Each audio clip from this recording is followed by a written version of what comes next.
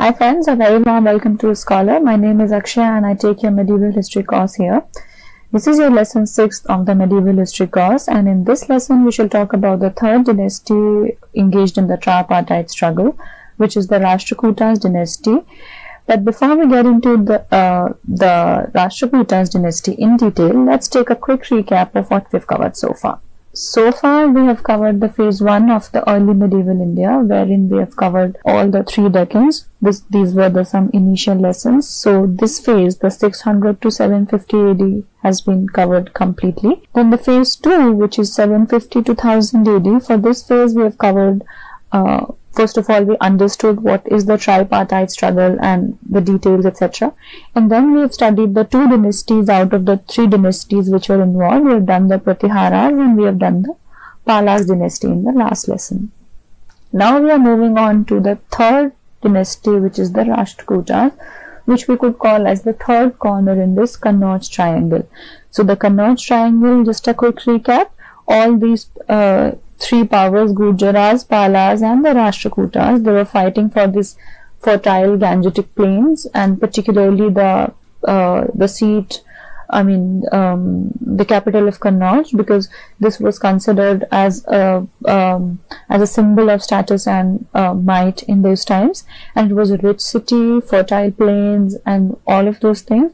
So essentially somebody who controls Kannauj becomes the mightiest in the India of those times. So this was the struggle going on, and essentially this was the Kannauj triangle. Today we are doing the third corner of this triangle, having covered the Gujara Pratiharas, the first one, and the Palas, the second one.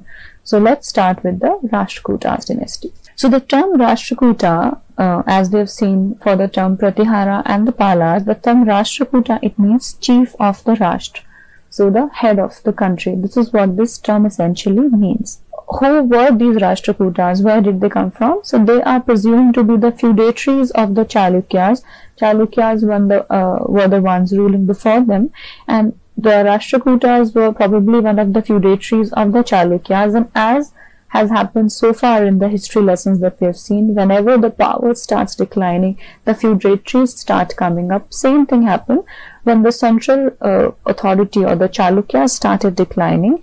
The feudatory, one of the feudatories, which is the Rashtrakuta, they came up and they set up their capital at the Manniketa or the Malkhed. This place is near Solapur in the present day Maharashtra, and the point to note here is that their mother tongue was essentially Kannada for the Rashtrakutas.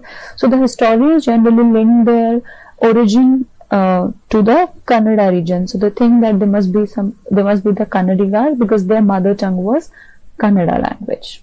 Also, they were one of the strongest power in the country, as they were engaged in this tripartite struggle, and most of the times they defeated the Palas and the Pratiharas. So they had some spectacular military success in the tripartite struggle. Also, because of these successes and being able to defeat the Palas and the Pratiharas, they were able to bring in rich plunder from these empires, and hence the Rashtrakutas continued to grow richer and bigger. So these victories in the tripartite struggle, they were rather helping Rashtrakuta become a mightier and a mightier empire day by day. Lastly, if you want to ascertain the might of the Rashtrakutas, you can just go through this statement that an Arab merchant Suleiman has made about the Rashtrakutas, who said that Rashtrakutas were one of the 4 greatest contemporary empires of the entire world.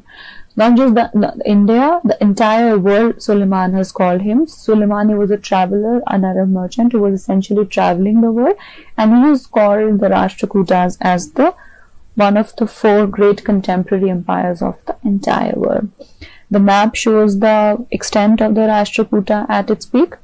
Actually, they had even gone higher and had an even bigger empire when they were at its peak, but this is the general, most of the times where they ruled from, or the empire under their control. Now, as with the same pattern we are going to follow, we shall look at the key rulers from the dynasty, but you don't have to remember each one of them, just the most important ones. And in this dynasty, the most important ruler is Amogavarsha. So Amogavarsha we will try to remember and study in detail, but the other rulers too we will just quickly take a look at. So the first one is Dantidurga, who was the founder of the dynasty, and he was essentially a feudatory of the Chalukya Kirtivarman II, and after they started declining, he took over the control of the northern region of the Chalukya, and he was ruling from this Achalapur in Berar. Essentially, he was the governor of this region initially, but as Kirtivarman was not that strong a ruler and the power started declining, he essentially started ruling as an independent ruler from Achalapur in Berar, which is the Elichpur city in Maharashtra. Now, this king Dantidurga, he had defeated the Gujara Pratiharas and he captured the Malwa region from them. I spoke about this initially also, that Pratiharas and the Rashtrakutas also kept fighting. In addition to the Gangetic plains, they also amongst themselves they fought for this southern Gujarat region, because it had the coastal access, and both of these wanted to have access to the seas, and so that they could have trade, etc. So in one of those battles, Dantidurga had defeated Gujaras and he captured Malwa from them. Next is the king Krishnavan. Now Krishnavan, most important thing that you should remember is that he had built the Kailashnath temple, which was built at the Ellora during his reign. This is the most important achievement, and in addition to that, he had also extended the empire, and he was the uncle of the first ruler Dantidurga, and he had extended the Rashtrakuta empire to large portions of the present state of Karnataka and the Konkan region. Konkan, I hope you understand, this west coast belt of the India, most of it, until almost until South Karnataka and everything. That is the Konkan coast, taking from South Gujarat to Karnataka, Maharashtra, Goa, etc. That is the Konkan coast. So all of that region was under the control of Krishnavan under his reign, under the Rashtrakutas, under the reign of Krishnavan. And he had also defeated the eastern Chalukyas of Vengi. I hope you remember the second branch of the Chalukyas. So Vishnuvardhan was the ruler, who was the brother of Pulakeshin II, and he had later become independent. So this was the eastern Chalukyas of Vengi. They were also defeated by Krishnavan. Next that we have is Dhruva. Dhruva was again a very important Rashtrakuta ruler. Very important because under him Rashtrakuta became a pan-India power. Pan-India power means they had their influence across the country. They had almost won the entire country, and they had almost the territory of the entire country under them. And so just to give you a sense of how big it was, his kingdom encompassed all the territory between the Kaveri river and the central India. So you can see from the central India until almost the far south, it was his territory, and he had a strong role to play in the polity of the entire country. He also made these two very successful expeditions to Kannauj, and he was able to capture Kannauj, and so he defeated Gujara Pratihara king Nagabhatta II. He was ruling from Kannauj. Then Dhruva defeated Nagabhatta II, and he defeated, amongst the Palas, he defeated the Dharmapala, amongst the Pratiharas, he defeated the Nagabhatta II, and he won the Kannauj during his times in the tripartite struggle. So you can see that he had taken Rashtrakuta until the northern part of the country as well. Next that we have here is Govind III. Govind III was the son of Dhruva, and he further carried forward the legacy of his father, and he also continued to dominate in the tripartite struggle, defeating the king Dharmapala from the Pala dynasty and Nagabhatta from the Pratihara dynasty. He also conquered large parts of the Gujarat and the Koshala kingdom and all. Koshala, I hope you remember this region from your ancient history lessons. This was also a region which was under Govind III. Even until the south, if you see, he had defeated the Pallavas. The Pallavas, again, an important contender, an important player in the polity of India of those days. and they were also defeated by Govinda III, and he also defeated the Chalukyas of Vengi. So you can see militarily, even Govinda III, who had a rule for around 20-21 years, he was also a strong Rashtrakuta ruler. So we have seen so far that Rashtrakutas militarily, all of these rulers are really strong, and they've been able to consolidate and rather expand the territory of their predecessors. Just to give you another sense of how strong this ruler Govinda III was, he received some statues from the king of Ceylon. Ceylon was the island of Sri Lanka, the older name for the island of Sri Lanka, and he had accepted the sovereignty of the Rashtrakuta Govinda III, and he had sent 2 statues to his empire as an act of acceptance of his sovereignty, or as an act of submission to the Rashtrakuta ruler. Also, the Cholas, Cheras, and the Pandyas would regularly send tributes to Govind III, as the general vassal chief is supposed to send. So this also you must remember, how just to get a sense of how strong the Rashtrakutas empire under Govinda III was. He's been considered so great that in one of the inscriptions of the period, he's been compared to the great warrior Arjun from the epic Mahabharata, and even the Alexander the Great. So you can see how great is been considered, that is been compared to the most greatest of the greatest warriors of different times, Arjuna and the Alexander. So you can remember which Rashtrakuta was compared to Alexander and Arjuna? Govinda III, because of his military successes. Now we've come to Ambogavarsha. Ambogavarsha, you must remember that he is one of the greatest Rashtrakuta rulers, and is the most important Rashtrakuta ruler that you should try to remember. In fact, he is one king that you should absolutely remember from this dynasty, and he had a rule of around 64 years. Now 64 years is even bigger than it's even longer than Akbar's rule. So just remember that his reign of 64 years is probably one of the longest dated monarchical rules on record. So Ambogavarsha too, he had this long, stable, peaceful rule over the Rashtrakuta empire, and he built this new capital city in Manikhet, or the modern Malkhed, near Sholapur, as I've said, in Maharashtra. He also assumed the title of Veer Narayana after he defeated the Eastern Chalukyas of Vengi. So whose title I've spoken earlier. Please remember the titles of different kings. Make a different sheet on which you write the king's name and the titles that he was carrying. So something like Sakaluttar Patnath, Harsha, these kind of Dakshineshwar, these kind of titles you should remember. Veer Narayana, these titles, who was the concerned king. Please try to remember. These kind of questions could be asked in your prelims.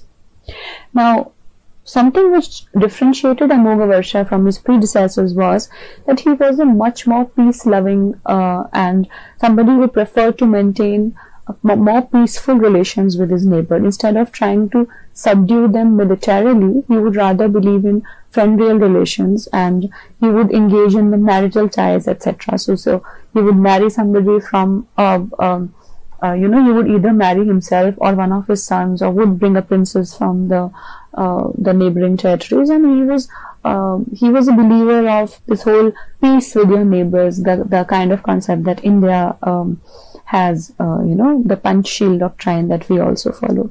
So this is something that Ambogavarsha was following in his times. Other thing, now because he had this peaceful and this stable kind of a rule, so he had enough time for literature and all those things, and he was patron of literature, and he himself was an accomplished scholar in Kannada, which was the mother tongue of the Rashtrakuta, and also in Sanskrit. Now these two works I want you to remember. Kaviraj Marg, which was written in Kannada by Ambogavarsha.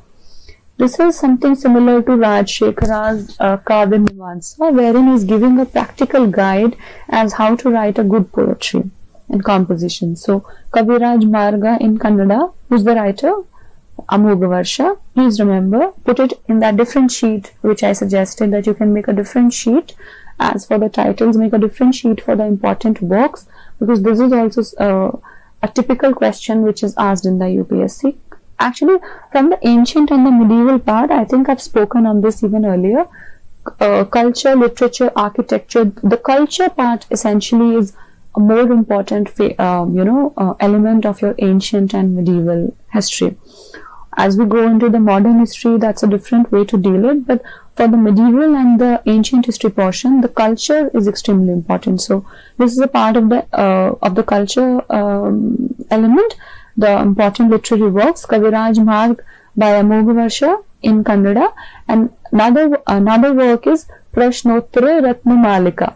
Prashnottara Ratnamalika in Sanskrit. So this work is in Sanskrit, and Kaviraj Marg, you could remember Kaviraj Marg KK, Kaviraj Marg Kannada, Prashnottara Ratnamalika Sanskrit. Please remember the language, the author, and the work's name. Amogavarsha has also been called as the Ashoka of the South. Now this you should understand. When you read about Ashoka, you'll understand that Ashoka had this similar kind of an instinct, after especially the Kalinga War, he became much more peace-loving and friendlier relations and religious temperament, and he invested hugely in arts and literature and etc. So this is why Amogavarsha is also compared to Ashoka, and is also called as the Ashoka of the South, who is compared to Alexander and Arjuna, Govind III, because militarily is comparable, but peace-wise, if you see the peace and the religious and the arts and architecture kind of this whole package, who is that king?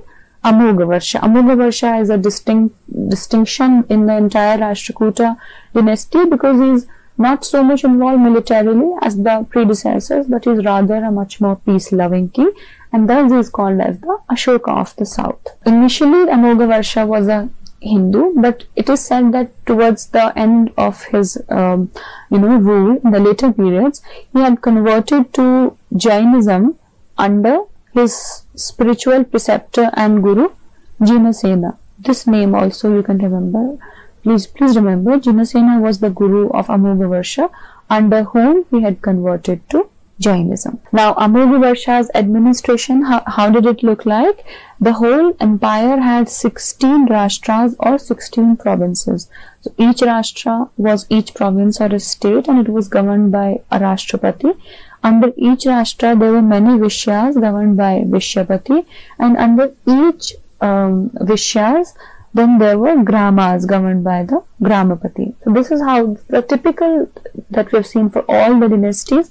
One Rashtra, the whole kingdom, broken into multiple provinces, then subdivisions, then districts, then group of villages, then villages. The same thing was being followed by the Rashtrakutas also. We'll talk about this king Indra III, who was the successor, not the immediate successor, but the next important king after Amogavarsha was Indra III. He was the grandson of Amogavarsha, and again he was just like the rulers before Amogavarsha. He was a great warrior, capable ruler, and he crushed different rebellions, and he was able to re-establish the whole military might that Rashtrakutas used to command at a time.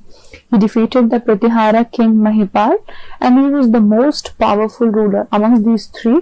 Again, Indra III became this mightiest among the three in the tripartite struggle. Now, this is the last great Rashtrakuta ruler that you have here, Krishna III. He was so successful that he even included the territory called Tandai Mandalam. Tandai Mandalam I spoke about was the territory of the Pallavas. So he even defeated the Pallavas. He got the tributes from the king of Ceylon. He defeated the Chola king Parantaka, who was himself a very strong Chola ruler, and he even won a part of the Chola empire, the northern part, and he went until the Rameshwaram, and he built a pillar of victory there. So remember, which Rashtrakuta ruler had gone on till Rameshwaram and set up a pillar of victory there? It was Krishna III. He had defeated the Chola ruler Parantaka, and he had reached until Rameshwaram. You can see Rameshwaram is quite south, and he had reached almost until Rameshwaram, and he erected a pillar of victory at Rameshwaram. So you can see this is back to the same old Rashtrakuta days. lot of military might, a lot of military strength, and defeating the enemies' rebellions one by one. But after the death of Krishna III, now because Rashtrakutas were successively, defeating and crushing all the enemies, after the death of Krishna III, the successors were not as strong. So all of these enemies that the previous Rashtrakutas they went on defeating and winning against, all of them united and they defeated the successor of Krishna III. And one of those feudatories of the Rashtrakutas was the Western Chalukyas. So you remember Western Chalukyas, feudatories, Rashtrakutas feudatories, then Western Chalukyas. So whoever becomes stronger becomes the king and the less strong one becomes the feudatory. So Western Chalukyas became the feudatory when Rashtrakutas were stronger. Again, these Western Chalukyas, one of their rulers, Telapa I, we had spoken about them when we talked about the Chalukyas, the later Western Chalukyas of Kalyani. This was the ruler who established the later Western Chalukyas of Kalyani, and he essentially came on the throne after the Rashtrakutas were dethroned completely. And there was so much hatred and anger and angst against the Rashtrakutas that they completely destroyed, sacked the capital of Rashtrakuta, which is the city of Malkhed, and they burnt it to ashes. So because they had won so many wars against so many enemies, they united against them, and ultimately they completely destroyed and ruined and ransacked the capital of Rashtrakuta, which is the city of Malkhed. So this brings us to the end of this mighty dynasty, which was considered one of the greatest four in the entire world, as has been said by this Arab traveler Suleiman. But now we'll take an account of the political social life of this mighty kingdom, starting with how did the administration look like.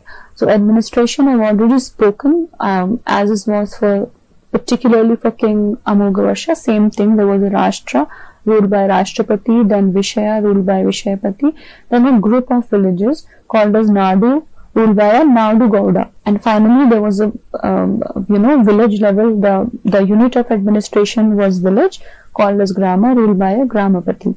So this is how the whole structure looked like. And just remember that the crown prince or the Yuvraj was selected on the basis of hereditary, although it wasn't essential to have the eldest son, but it was hereditary basis. So this is about the administration. And of course the king was at the center and he had a council of ministers to assist him. There was a prime minister, foreign minister, and the typical administration setup that I've spoken of continued from the times of the previous dynasty. This is the same was being carried forward. Now how was the society? So the Hindu sects of the Vaishnavism and the Shaivism, they flourished, but Rashtrakutas, they were the great patrons of Jainism. Even one of their kings I spoke of, Amoghavasha, he had converted to Jainism under the influence of Saint Jinasena. Please remember this name. Under the influence of Saint Jinasena, he converted to Jainism. But they were a very tolerant kind of kings, and they were tolerant towards Islam also. And they even let them propagate Islam, not just practice, settle down, even propagate. And in fact, around 10th, 11th century, there were a lot of Juma masjids, etc., which Muslims, after settling down, had constructed under the Rashtrakutas kingdom. So they were a quite tolerant kind of rulers. But primarily, as I said, they were Jains. So 1/3 of their population were Jains. But there was, because of the tolerance of the kings, there was harmony amongst various religions. They were also patronizing Buddhism, not just Hinduism, Jainism, but they were also patronizing Buddhism. And some prosperous Buddhist settlements, first of all, the caves at Ellora. I'm sure all of us know that Rashtrakutas constructed most of them, and there are a lot many Buddhist caves also, the famous ones being at Kanheri, Sholapur, Dharwa.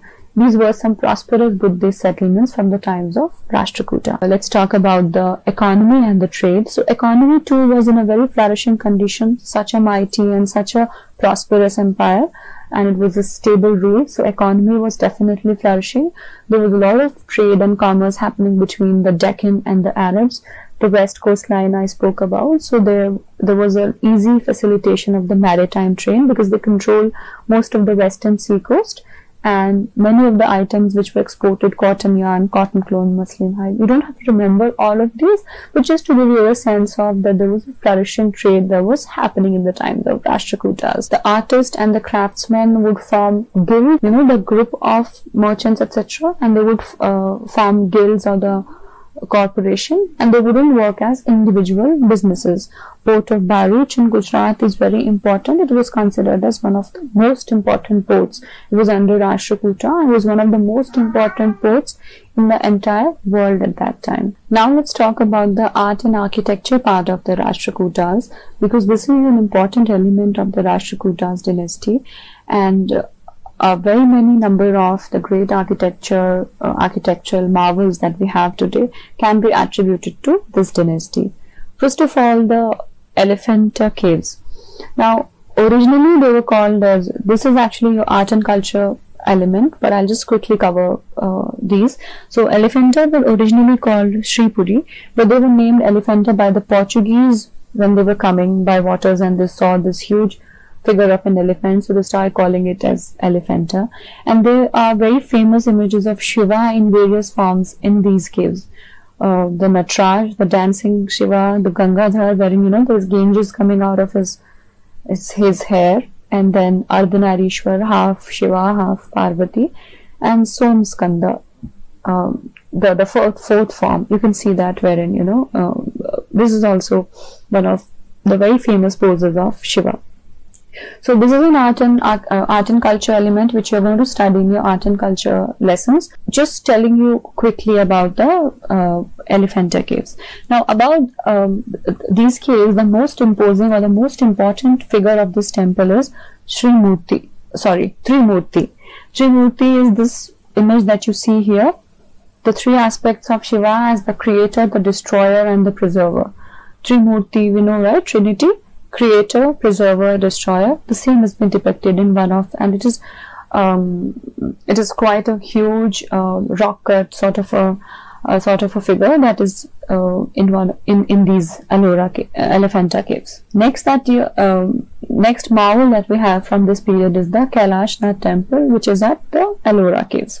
Now this is carved. This whole. I mean, just look at this temple and you can sense how classy and how intricate the architecture of the times are. This is completely cut out of one single massive rock piece, and this was built during the reign of Krishna I. Most important element I highlighted while we were doing the King Krishna I, but the Kailashnath temple at Ellora was built during the reign of Krishna I. And some famous sculptures here. There is Mahishasur Mardini, wherein goddess Durga is slaying the buffalo demon, who's called as Mahishasur. So the Mahishasur Mardini sculpture, and then Ravan attempting to lift Mount Kailasha. So I mean, you can just Google these images and look, and it'll be easier for you to retain. Most of the pictures I try to put in, but also try to Google these pictures yourself. For instance, Google Somskanda from the Elephanta, and also Google these images from the Kailashnath temple, and it'll be easier for you to remember also as to how do they look, etc. Then at this temple there are also scenes from Ramayana, and general characteristics of the Rashtrakutan art and architecture is Dravidian, right?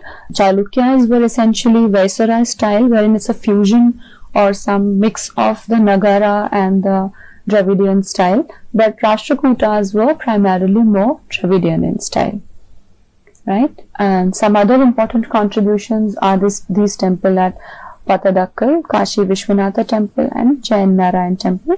Both of these have been given the World Heritage sites. These pictures I have put in for you to see, and just take a sense of how intricate and how splendid the architecture of the times of Rashtrakuta was. Now we'll talk about lastly the literature from this period, because this is also an important element, and I spoke at the outset that literature was Rashtrakutan kings were the patrons of language, etc. as well. So starting with Kannada, as I've said earlier, Kannada was their mother tongue, and this was the court language of Rashtrakutas. Court language is the language in which the court proceedings of the king would occur. So Kannada was the court language of Rashtrakutas, and there were two very important poets at the court of the Rashtrakutas. First is Adi Kavi Pampa. In the last lecture we did Pampa, Ponna and Ranna, the three gems of Kannada literature. So out of these three, two, Pampa and Ponna, both of these were at the courts of Rashtrakutan king, right? So Pampa, remember these works. Again, I'll repeat, please make a separate sheet on which you write these important works and their authors.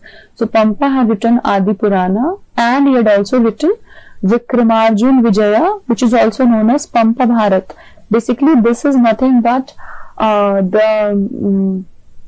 you could say Pampa's version of the Hindu epic Mahabharata. So in this Vikramarjun Vijaya, or in this, it is also the same scripture is also known as Pampa Bharat or Vikramarjun Vijaya.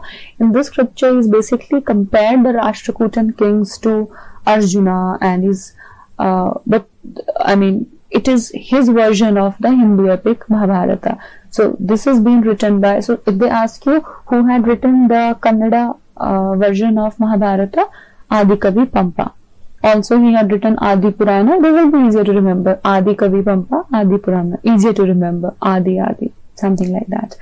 And then the next gem of Kannada literature, Sri Ponna, who was patronized by King Krishna III, and he is famous for his work Shanti Purana. This is one of the Jainis scripture, and this was written by the second gem of Kannada literature, Sri Ponna.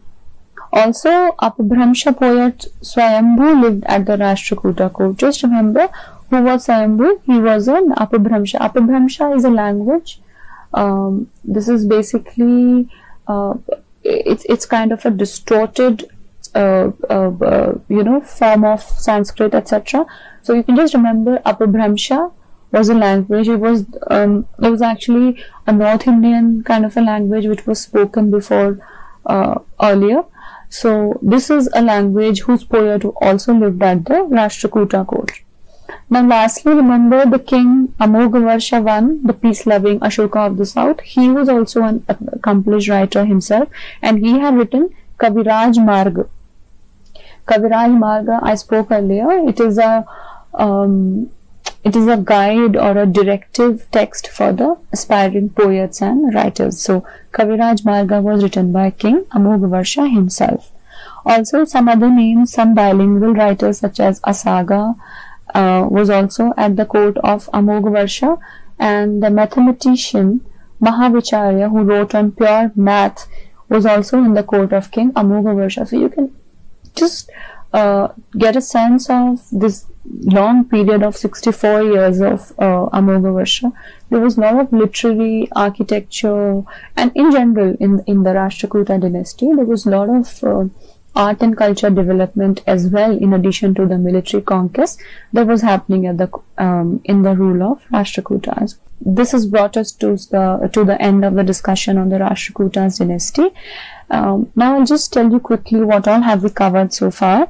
So phase 1, now we know very well, we've covered it completely, this period for the whole country. And phase 2 we've covered for North India and the Deccan region. So we have covered phase 2 also for the North and Deccan, and we've covered phase 1 long back. We have completely finished phase 1. Now in the next lesson we shall see the phase 2 of the early medieval period for the southern India, wherein we shall talk about the great mighty Chola Empire and study in detail about the Chola Empire as we've studied so far for these dynasty. So yeah, that's all we have for today, and for more such videos for your UPSC preparation, please log on to Skholar.com. Thank you so much.